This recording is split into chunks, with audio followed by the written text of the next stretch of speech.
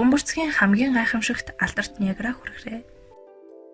Магадгүй дэлхийн өөр ямар ч хүрхрээ Ниагара шиг алдартай байдаггүй байх. Канадын байгалийн үзэсгэлэнт газрын нэг болох Ниагара хүрхрээ нь Канадын Онтарио муж, Америкийн Нью-Йорк мужийг зааглах хөлийн зааг бөгөөд Торонтогоос баруун урагш 120 км, Баффалогоос зүүн хойш 27 км доршдог. Ниагарагийн хүрхрээний дуу чимээ 20 км холоос дуулддаг болохоор дэрэгдэн байгаа хүмүүст юу ч сонсогддоггүй. Тийм болохоор түүний ойролцоо нутаглаж байсан индианчууд болох ирокезүүд Ниагара буюу тэдний хэлээр нүргэлсэн ус гэж нэрлэдэг байжээ. Энэхүү хүрхрээ нь баялаг усны нөөц болон хүч үзэсгэлэнт тогтцоороо алдартай. Хүрхрээ нь тийм өндөргүйч өргөн хэмжээтэй ба урсцын хэмжээгээр Хойд Америкт хамгийн томд орно. Минутад дунджаар 110,000 м3, хамгийн ихдээ 168,000 м3 ус урсдаг байна.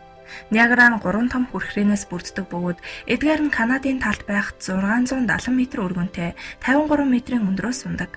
Мөн Америкийн талд байх 260 м өргөнтэй 21-ээс 34 м өндрөөс ундаг болон 15 м өргөнтэй 55 м өндрөөс ундаг Bridal Veil хүрхрээнээс тогтдог. Дээд Мичиган, Гурон, Эри, Онтарио зэрэг Хойд Америкийн их нуурууд бол манай гаригийн хамгийн том бүлэг нуурууд билээ. Эхний 4 нуурын усыг тээж 5 дахь буюу Онтарио нуурт авчирч сутгадаг голыг Ниагара гэдэг. Ердөө 50-60 км урттай боловч Эри болон Онтарио нууруудын хоорондох богинохон зайг дуулахдаа бараг 100 м намсдаг. Алдаж байгаа энэ өндрийнхөө бараг тэн хагасыг ганцхан огцом өндрөөс алддаг тэр хэсгийг Ниагарагийн хүрхрээ гэж нэрлэдэг. Энэхүү усан унжлагын алдар нэр ихээхэн алдаршиж, олон хүний хувьд хүрхрээ гэсэн үгтэй адил сонсогддог болжээ. Энэхүү сайхан газрыг үзэх гэж хүмүүс 300 гаруй жилийн турш наашаа усан онгоцоор машинаар нисэх онгоцоор ирсээр байгаа юм.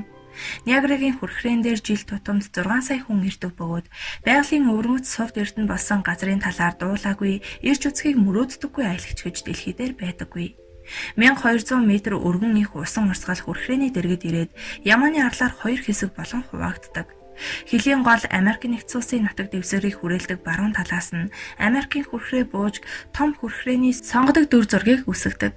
Харин Канадын эрэгт ойролцоо зүүн хэсэгтээ алгуурхан 900 м-ийн Канадын хүрхрээний нум буюу хүмүүсийн хөвчлэн таах гэж нэрлэдэг хүрхрээний хэсэг бий.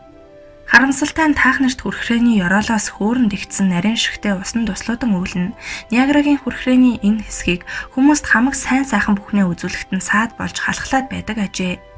Ниагарагийн хүрхрээний дээрх 2 алдартай хэсгээс гадна нэг их алдаршаагүй боловч Канад болон Америкийн хэсгүүдийнхээс илүү сайхан сэтгэгдэл төрүүлдэг бас нэгэн хэсэг байдаг.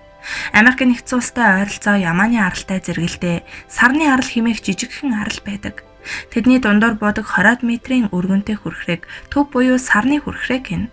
Одоогоос нэлээд хэдэн жилийн өмнөөс ус нэвтэрдэггүй хувцас өмссөн хүн доошоо уруутсан эргүүлгэн шатаар доошоо бууж унаж байгаа усан хөшиг болон шохон чулуун ханны дундах мөрөгцөг дээгүүр гарах боломжтой байжээ. Усан туслууд үүл болон дэгдсэн тэр хэсгээр зугаалах нь Ниагарад ирсэн хүмүүсийн хамгийн сайхан зугаа болдог гэлцдэг.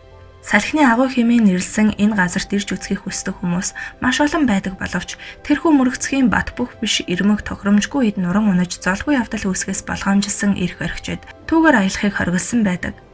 Ниагарагийн хүрхрээний Америкийн хэсэгт ийм очрол тохиолдож байжээ. 1931 оны 1-р сард бөөн чулуун нуран унсад нь 75,000 тонн жинтэй байжээ. Харин 1954 оны 7-р сард бараг 200,000 тонн хад чулуун нуран унжээ. Ингэснээр хүрхрээнээс дээх нуур голын усыг хааж хамаг усан тах хүрхрээгээр дамжин өнгөрөх болгож энэ хооронд Америкийн хэсгийн нурж унсан газарт шохон чулуун ирмэгийг бетоноор засварлан бэхжүүлж байжээ. Алдарт хүрхрээний аль ч хэсэг өөр өөрийн гэсэн бишрэм зөвлөлттэй. Тах хүрхрээл гэхэд үнэхэрийн хүчрхэг их устаагаар алдартай. Түүгээр Ниагарагийн бүх усны 19% нь урсан өнгөрдөг. Маш сүртэй дуу чимээтэйгээрээ алдартай. Аврах том голын ус хадам мөрөгцөг дээгүүр намуухан орсож яснаа 50 м өндрөөс доош будаг. Ус ихтэй гол эргээсээ хальж үерэлсэн үед хүрхрээний нуруун хэсэг дэх усны өргөн 5 м-т хүрдэг. Усан хааны дээд хэсэг хөдөлгөөнгүй байгаа мэт харагддаг болохоор хар ногоон өнгөтэй гэлхор толмит санагдана. Харин доороо ориглон буцалж аврах том эргүүлэг үүсгэсэн байгаа. Энэхүү их дуу гарган шуугсан их усны дээгүүр усны тоосонцруудаас тогтсон цагаан үүл дэгдэн 100 м-ийн өндөрт хүрч тах хүрхрээний гол хэсгийг халахалсан байдаг.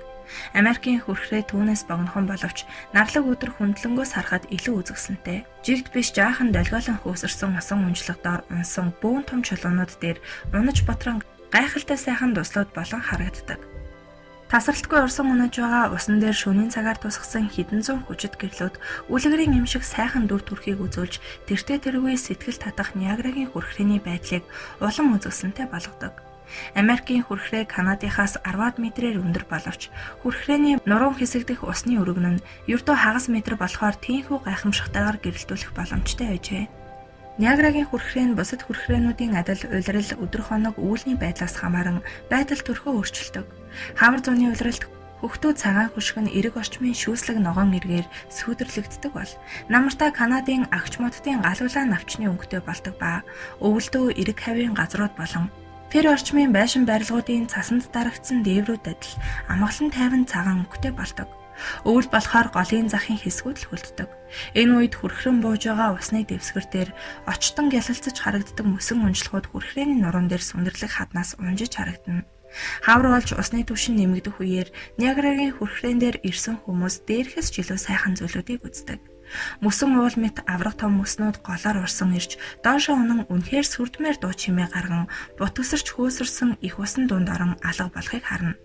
1848 онд Эрийн нуурын их мөс Ниагарагийн ихийг хааснаас болоод хүрхрээний ус тасарчээ. Энэхүү хачин үзэгдлийн учрыг мэдээгүй нутгийн хүмүүс хачирхан гайхацгааж ертөнд сүнлөө гэж хүртэл бодцоож байжээ.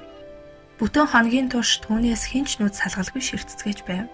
Ингэснээр 30 цагийн дараа голын ус мөсөн хаалтаас сэтлэн гарч асар их хүчтэйгээр доош буужээ. Том том мөсөн хэсгүүд бүхий асар хүчтэй ус шууган архиран бууж байгаа нь галтол дэлбэрч газар хөдлөж байгаатай адил санагдаж байсан гэж хүмүүс ярилцдаг. Хүрхрээнээс өнгөрөөд гол бараг 10 дахин нарийсаж 130 м өргөнтэй болоод асар эрчтэйгээр урагш тэмүүлдэг.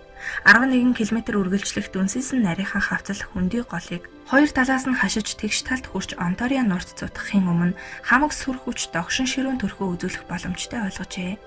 Голын хоёр эргийн дагуух хаднуудад цооног гарган өргүүр шат суйрлуулсан байдаг. Ус нэвтэрдэггүй эрзэний хувцас өмссөн жуулчид тэдгээр өргүүр шатуудаар доош бууж Ниагарагийн Мюралд хүрэн байгалийн энэхүү догшин сүрт үзэгдлийн жолоо цулбуургүй их хүчийг үзэн айж суртан биширдэг. Аяллаа хөтөчнөр Ниагарагийн хүрхрээнд өргөл болгон өргөсөн Манангийн хүүхний талаарх ирокезчүүдийн домгийг аялагчдад ярьж өгцгөөдөг. Домогт өгүүлдгээр индианчууд жил бүр хамгийн үзэсгэлэнтэй хүүхнийг сонгон авчирч хүрхрээний доор амьдардаг их Манита бурханд өргөл болгон өргөдөг байжээ.